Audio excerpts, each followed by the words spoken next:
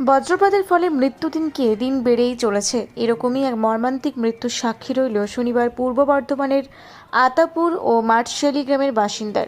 বজ্রপাতের বলি হল পেশায় দিনমজুর এক ব্যক্তি। ঘটনাটি ঘটেছে পূর্ব বর্ধমান জেলার মাধবডিহি থানার অন্তর্গত আতাপুর মৌজা এলাকায়। মৃত ব্যক্তির নাম অশোক সানা, বয়স ২৬ বছর। বাবার নাম মৃত সুনীল সানা, বাড়ি মাধবডিহি থানা এলাকার গোতান গ্রামে। আতাপুর মৌজা এলাকাটি মুন্ডেশ্বরী নদীর পূর্ব পাড়ে একেবারে জামালপুর থানার সংলগ্ন এলাকায় অবস্থিত।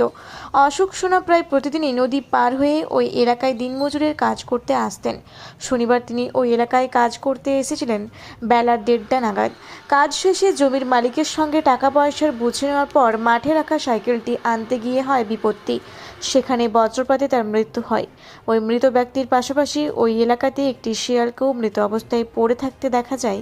এলাকার মানুষের বক্তব্য, শিয়ালটিও বজ্রপাতের ফলেই মারা গেছে।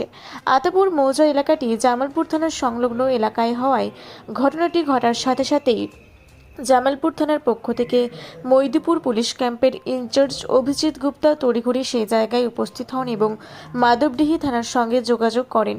পরে মাধবডিহি থানার মৃত ব্যক্তির বাড়ির লোকের সঙ্গে যোগাযোগ করে মৃতদেহটি উদ্ধার করে নিয়ে যান। জামালপুর থেকে আশিস কুমার ঘোষের রিপোর্ট, রূপসী বাংলা মিডিয়া।